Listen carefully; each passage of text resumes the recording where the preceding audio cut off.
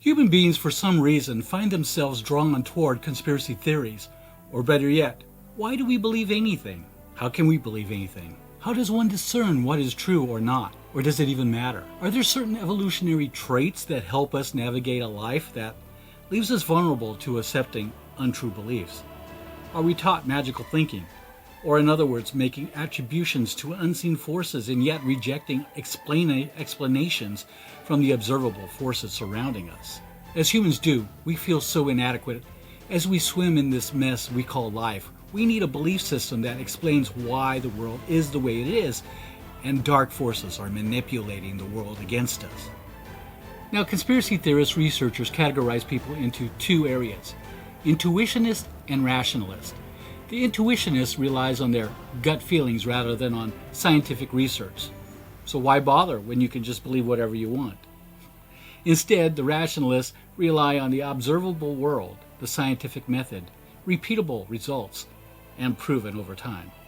Now, from the JFK assassination plot, where after 58 years, the question still is, who actually fired the shots that killed Kennedy? Was there more than one shooters? Was there someone else on the grassy knoll? For that matter, was Kennedy and other leaders, in fact, shape-shifting reptilian lizard creatures? Did an alien spaceship crash in the desert in New Mexico in 1947?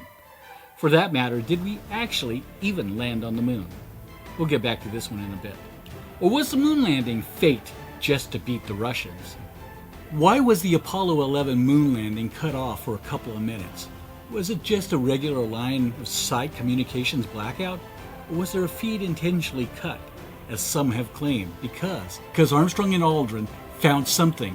Are there aliens up there? Hey, today we're looking at the new blockbuster film, Moonfall. Hi, I'm Rob, and this is A Constantly Racing Mind.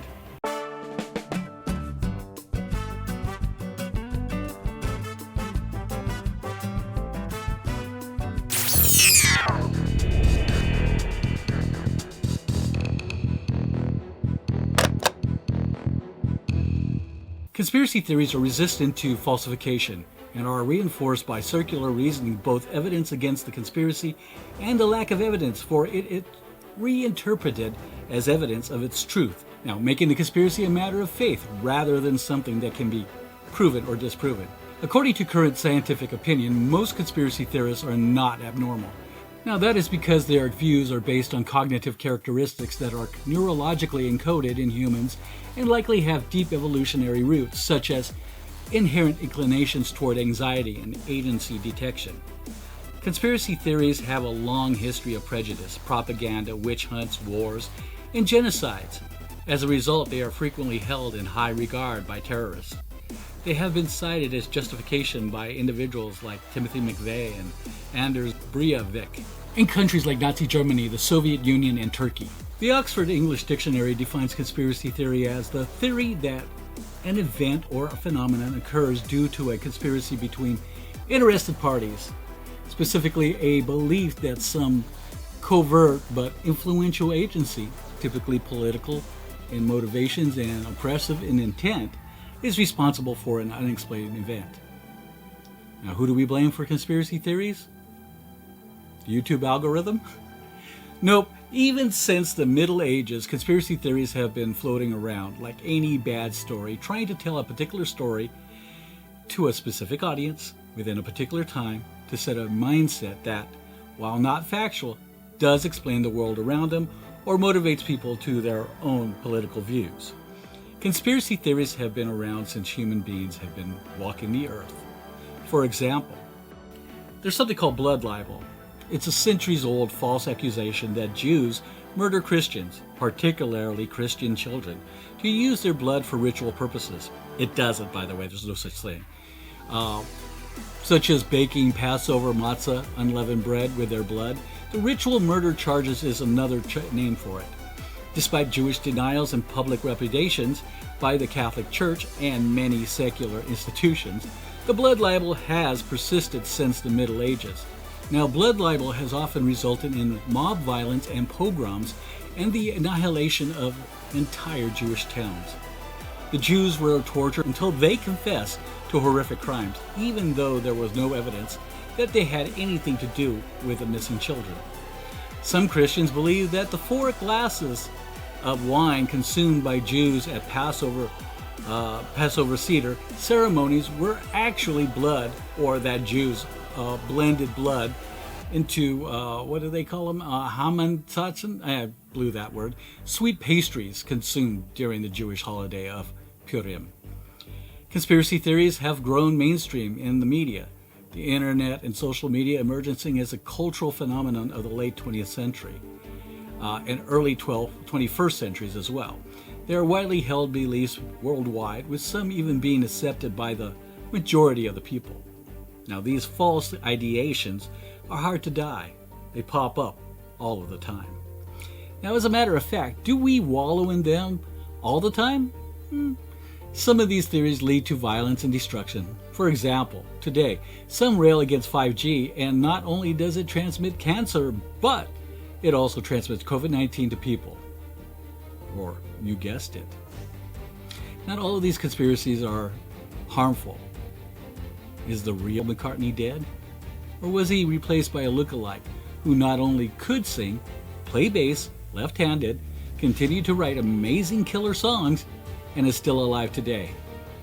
Would it have Ringo ratted him out years ago? So what about the flat earth believers or the hollow earth truthers? Silly and unreasonable, but yet they endure. Or this one again.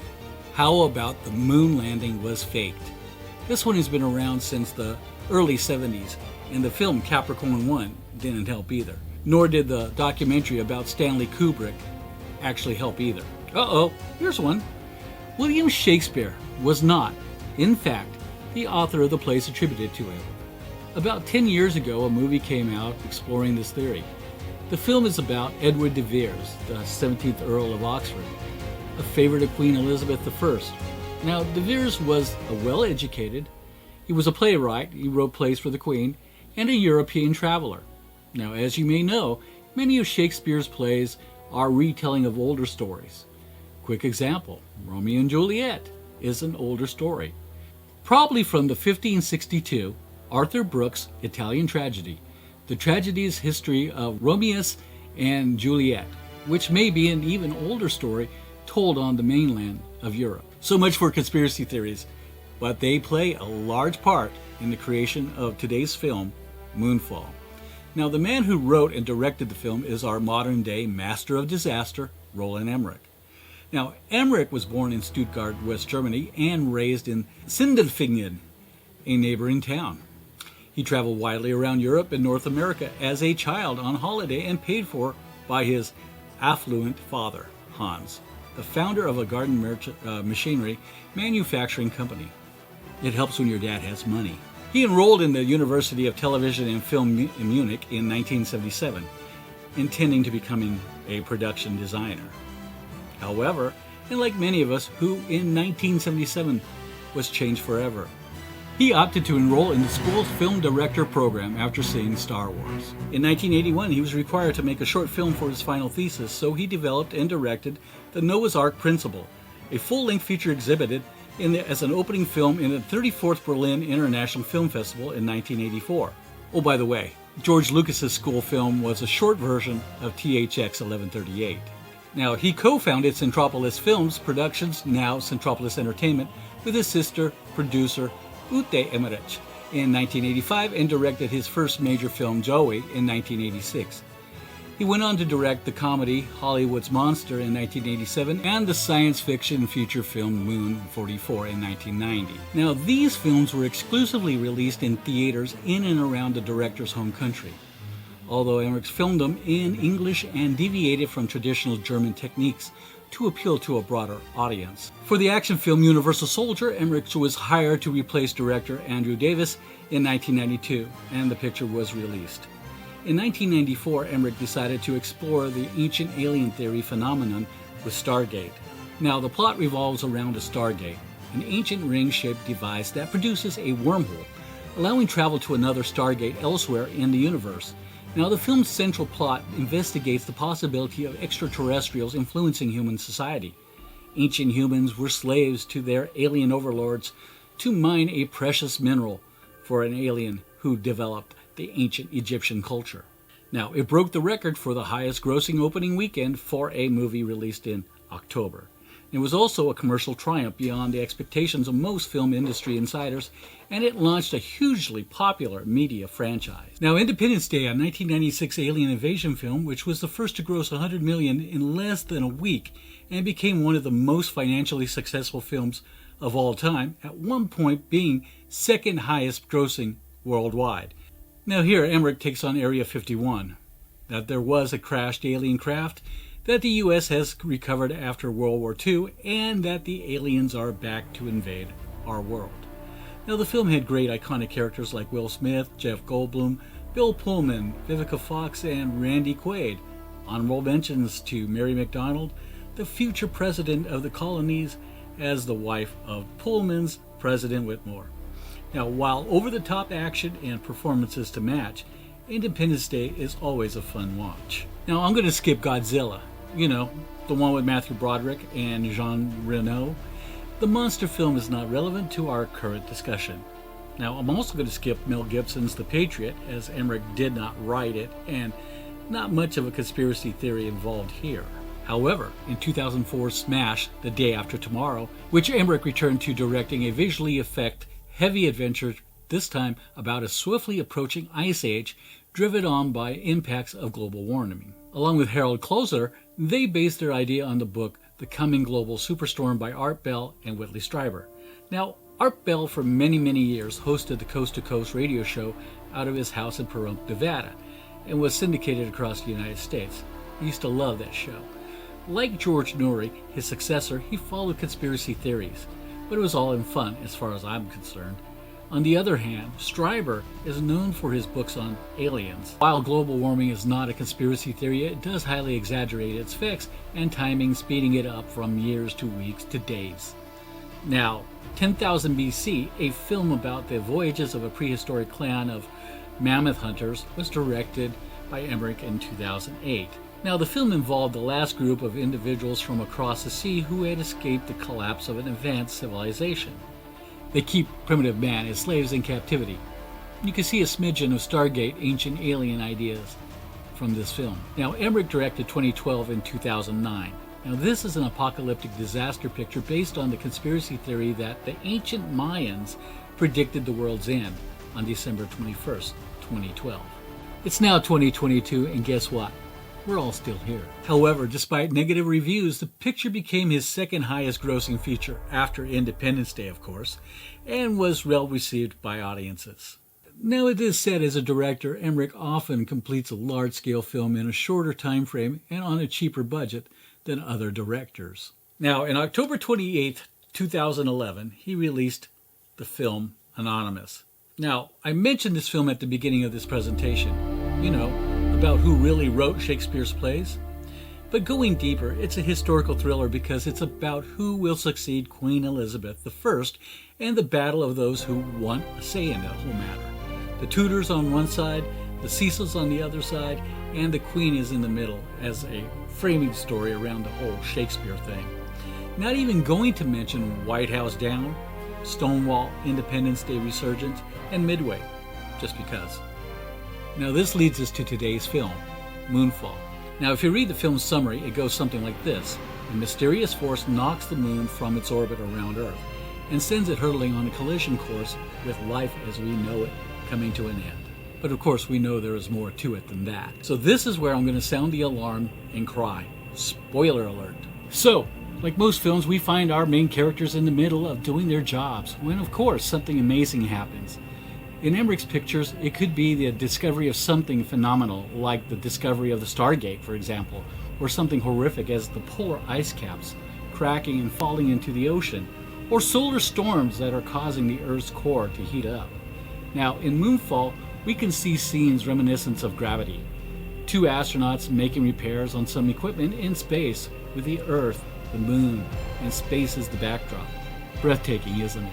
Pleasant banter ensues before the shuttle and its crew are attacked by a swarm of AI nanobots, or nanites, moving in unison and causing havoc on the crew and losing one of its members. Now, the survivors, Shuttle Commander Brian Harper, played by Patrick Wilson, and Joe Fowler, played by Halle Berry, undergo an inquiry as to what happened. Now, Fowler was unconscious after the attack, their friend was lost, and the shuttle was damaged.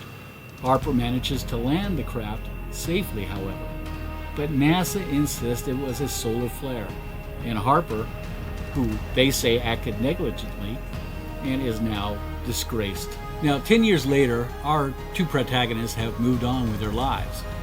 Harper's wife divorced him, took their son, and married a car salesman, and Fowler, who was a newlywed at the beginning of the film, is now too is divorced with a 10-year-old, and her ex-husband happens to be an Army general. Now, as in Emmerich's previous films, it is a nerd who discovers either the problem or the solution. Now, as a matter of fact, you will see a number of Emmerich's stock characters. Many of the characters in Moonfall, you can relate them to Stargate, 2012, Day After Tomorrow. Now, enter Casey Houseman, played perfectly by John Bradley. Jon Snow's best friend, Sam, in Game of Thrones. Your typical blue-collar young man whose boring life needs some spice. So what do? Right, you become a conspiracy theorist. Now, in the case, he somehow has become an expert in alien megastructures. That's no moon. It's a space station. What's that, you say? What is an alien megastructure?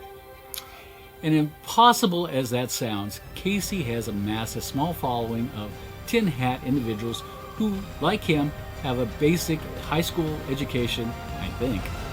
So there is a star out there that's called Tabby Star, or more formally known as KIC 8462852. Now, in 2015, astronomers noticed that something strange was going on with that star. It kept dimming. It kept dimming as if something was passing in front of it. So what, you say? Well, this object was so big that it blotted out the light from the star 1,500 light years away. Now, the object must have been huge.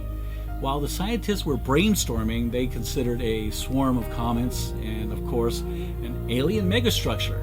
Most likely, it's just remains of a rogue exomoon. Now, of course, just the mention got conspiracy theorists here on Earth all excited. Now, Casey works as a janitor at various astronomical facilities, including Griffith Observatory, where he can sneak data from the scientists and come up with his own conclusions. However, in this case, he is correct. The moon is off course. So Emmerich gives the conspiracy theorists a big win. Now, however, science comes up with a hypothesis and then works out to prove it or disprove it. All part of the scientific method. As we learn more, our concepts and hypotheses change until one day we can actually prove our theory with repeatable tests that give us consistent results. Whereas, we can just keep theorizing and just say that it is what we believe.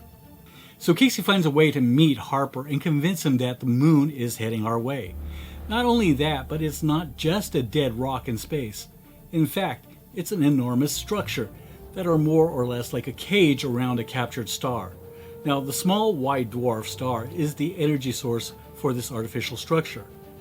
But who built it? No matter, it's coming towards Earth. Like any other Roland Emmerich film, this is over-the-top action, over-the-top special effects, and over-the-top suspension of belief. Now, the problem I have with the film is, in my opinion, is with the characters. Other than John Bradley's comic nerd with plenty of answers and plenty of hypochondriac madness, Halle Berry and Patrick Wilson, who are fine actors, and I love seeing them, however, they didn't stand out the same way John Cusack, Jake Gyllenhaal, Dennis Quaid, Kurt Russell, and Will Smith ever did.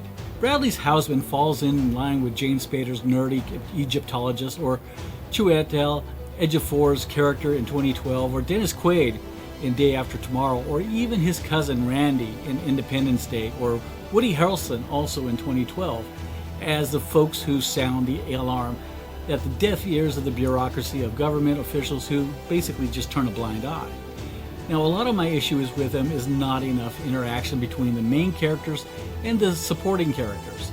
For instance, I got to really know and get Amanda Peet's ex-wife character in 2012. Her interaction with her ex, played by John Cusack, got me to care about her and their kids. Hell, I even started to like her new boyfriend, the plastic surgeon. I even got to like Sasha, Yuri's bodyguard and pilot, and their mistress Tamara.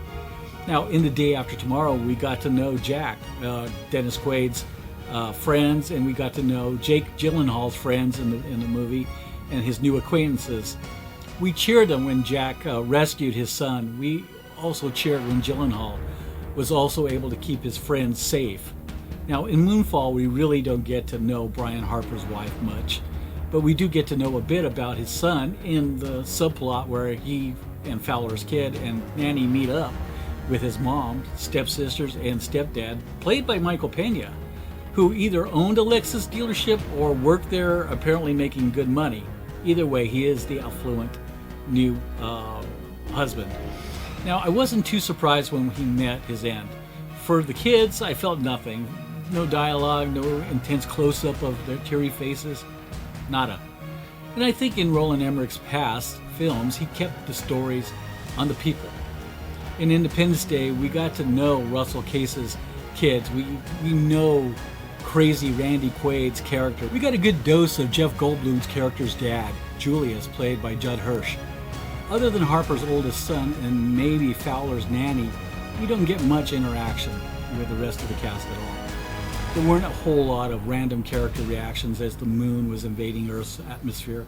No iconic, I'm the entitled and I will pay for a bus ride guy, or the bus driver who sees his own death coming. Or in 2012, the scientist who discovered the Earth's core was heating up. We could see him and feel for his family waiting for the oncoming tsunami. None of this in Moonfall. Now, either Emmerich spent all his money on special effects that he forgot character development and expected his three main leads to carry the whole film. That's fine, but the music is solid but not breathtaking. Before I get to the special effects, which I will because they are beautiful. Now, once again, Emmerich went with composer David Arnold, whose credits include 1996's Independence Day, Emmerich's Godzilla, and several Bond films, not to mention a bunch of TV series. I must talk a bit about the science and the conspiracy that went into Moonfall. So where did Roland Emmerich and his co-writers Harold Clauser, Spencer Cohen, come up with this idea? Well, they were not the first. Now, Who Built the Moon is a book by Christopher Knight and Alan Butler. Now, in the book, they discuss how the moon had a cultural, philosophical, and even scientific effect that the moon has had on humankind. They get into just how weird the moon is. Our moon possesses few or no heavy metals and has no core. It's the perfect distance between the sun and the earth, how it affects menstrual cycles, and of course, how it rings like a bell. Who Built the Moon starts off by talking about science, history, and as you get into the chapters a bit more, the book starts to slide into ancient alien territory. Now, not something to take seriously, or as some have put it, it's science meets philosophy with a twist of conspiracy.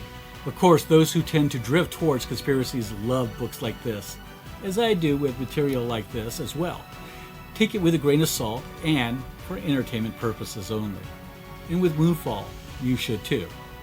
The concept, I think, is great for a weekend popcorn movie, a film whose action gets the adrenaline going and the images of the inside of the moon are fantastic. Now, did ancient aliens really build this structure? Now, Moonfall says our ancestors from a long time ago in a galaxy far, far away lived with artificial intelligence or AI in harmony. However, all of this has happened before and all of this will happen again. The AI turned on its creators and hunted them down. The ancient humans created the Megastructure, our term, not theirs, as an ark to escape the war between the organics and the machines. However, they only sent their DNA and not themselves, as the AI could detect them as organic matter. This was a massive seeding effort, or what is called panspermia. Now, the ark escaped and came to our solar system and parked its station in apparently the Goldilocks zone and created the Earth by forming a planetary disk and all other planets in our solar system. And humans, us as we know ourselves, are not the product of evolution, but the descendants of these intergalactic refugees. And the AI, which has been searching for millions of years, has finally found us. Now, Emmerich is not only challenging traditional evolutionary science, but is also challenging the Judeo-Christian belief system. Not to mention the laws of physics. Now, there are those who believe life here began out there. In creating these arcs, the humans transcended the human bodies and consciousness and are now part of the giant Dyson sphere. Now, the rebellious AI in the form of the nanobots have not only found the sphere, they are attacking it. In 2011, the AI found us, according to Emmerich, and that is what we saw at the beginning of the film, to Brian and Joe's shuttle mission. Now, after 10 years, 11 years, or whatever it's been now, of working to break through the moon's outer defense, they were able to bore a hole through the crust and gain entry into the interior of the megastructure.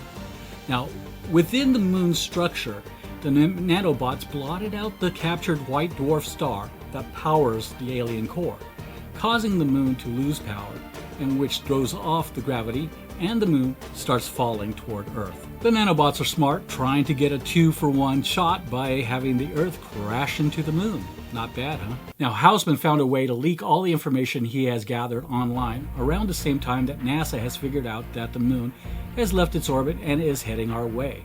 Now, Brian seeks out Houseman as they had met, but he thought that Houseman was crazy.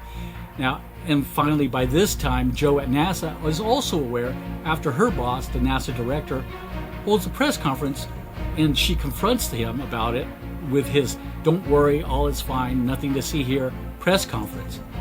Of course, he quits and essentially tosses the keys to NASA at Joe so he can go off to be with his family. Now, that is where she hunts down Holdenfield. You know, the guy who keeps all the secrets. That, in fact, Neil and Buzz did discover that the moon is hollow and decided to leave well enough alone. Of course, if they did know about the moon being a machine of sorts, they could have started preparations for an attack, giving humanity's over half a century to prepare. And with that, Joe gets access to her former colleague's helmet cam, where she sees the nanobots attack. Realizing that Harper may be the only one who can help her as he understands the threat, they make contact with Houseman in tow. Realizing that time is of the essence, and as we humans do, we make an effort to send a crew to the moon and set off an electromagnetic pulse device, or EMP, to knock out the moon and the nanobots. Joe does this with the help of her ex-husband, Doug, who is part of the military strategic defense team. Now, with the help of the Chinese, they assemble a launch team, but before they can launch, the moon's passing causes more destruction and the shuttle is damaged, and for a bit, it seems like all hope is lost. Doug and the other generals begin their preparations for a missile attack. However, after letting the rocket launch engineers go home to their families to await their doom, Joe and their small team of NASA launch engineers prepare for Brian, Joe, and Casey for a launch, an incredible mission. With a damaged rocket engine, they didn't think that they could actually make it to escape velocity, but Houseman points out that with the moon much closer, gravity would be able to help them into space, along with part of the oceans. In the meantime, back on Earth, Brian's son Sonny, who now takes charge of Joe's son Jimmy and Joe's exchange student / nanny Michelle, they leave the launch pad and head out to Colorado, where Doug promised them entry into the Cheyenne Mountain Space Force Station. But because of robbers, they lose Jimmy's phone that has his dad's number, and they also lose their vehicle. Now, as a backup plan, Sonny decides to go to where his mom, Brenda, stepdad Tom, and his 2 stepsisters are held up in a vacation cabin. Where else? But also in Colorado. Do they really have a Stargate there? Back in space, our intrepid crew has turned off most of the electronics except for perhaps life support, working to remotely launch the EMP device. However, they are detected by the AI and have to turn everything off again. They transfer to the smaller ship, and as their shuttle is destroyed by the nanobots, their ship is taken over and guided into the moon's interior. Of course, there is oxygen, so they can breathe and we can see their pretty faces without their helmets. Now, while inside, Brian is scanned, as alien ships tend to do. He finds out about the AI revolt, the escape to seed the universe, and the creation of Earth. And most important, how to defeat the AI. A sacrifice is required. Sonny has made contact with his family and realizes that the oxygen levels are low due to gravity, somehow, and they head off to get some at a local hospital, when they are once again attacked by the same looters who took their original vehicle. They escape in Tom's Lexus, but wreck it in a crazy destruction escape scene, reminiscent of 2012's limo escape, but this one's a little bit more fiery. The car is crashed and they have to walk the rest of the way back. They did, however, get Jimmy's phone back, and they call Doug, only to find out that they are about to launch the missiles. Sonny warns Doug that Joe, Brian, and Casey are up there with the EMP and that they just need some more time. Doug buys them that time when he refuses to turn his nuclear missile launch key. When confronted as to why he trusts his ex-wife, is that she has never let him down. So why did they get divorced? Unaware that Tom has died on Earth, Brian's plan is to bait the AI, launch himself in the lander with the now upgraded EMP device. The Moon's AI did that. Space Force is destroyed, Sonny's group takes cover. Now, back in space, Brian is explaining the plan, and before you know it, Casey Houseman has entered the lander and locked the door. Not having much of a life back on home, and wanting his existence to mean something, he decides to kill the AI himself. Of course, the EMP goes off and kills the AI, Houseman as well. However, there's not a whole lot of worldwide cheering going on. You know, like an Independence Day or Armageddon, Deep Impact, 2012, and I think Greenland to some extent. Now, obviously, the science is all wrong with this film. Astronomy 101 tells us that gravity in the sideways orbit of the moon at the speed of 36,000 kilometers an hour that it is currently traveling is what keeps the moon in orbit around the Earth.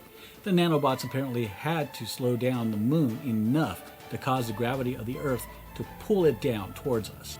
Now, as usual, we only have 2 hours to wrap this film up, so Emmerich speeds up the moon's descent, and this in itself would cause more destruction than the film depicts.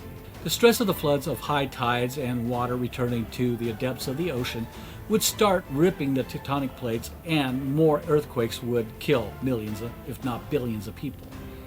Supervolcanoes would erupt, and the moon would light up the night as if it were day. The moon would then enter geosynchronous orbit, and only half the Earth would ever see the moon again.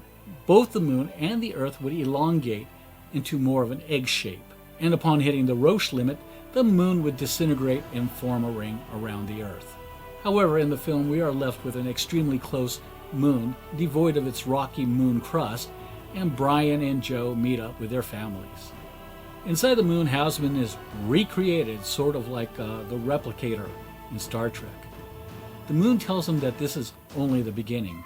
Obviously, this Casey is just a copy and not the original. And apparently, Emmerich may be hinting at a sequel. Please don't.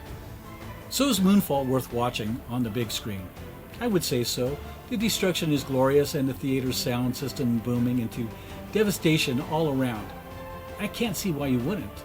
The science is bad, but then again, most of Emmerich's films' science is bad as well. But then again, they are conspiracy theories and facts don't really matter that much. The story, while ridiculous, is just as crazy as any of the other disaster films out there to date. All in all, I think this is a fun film, not quite up to Emmerich's other films' standards, but still worth watching. So as of this taping, so far, Moonfall has only made $15,153,549 domestically. Internationally, $4,819,107, and worldwide, only $19,972,656. Thanks for giving the video a view. What do you think the moon is made of? Cheese? An alien megastructure? Or is it just as we all have been told, a dead rock that lovers cast their gaze on when thinking about spending their lives together?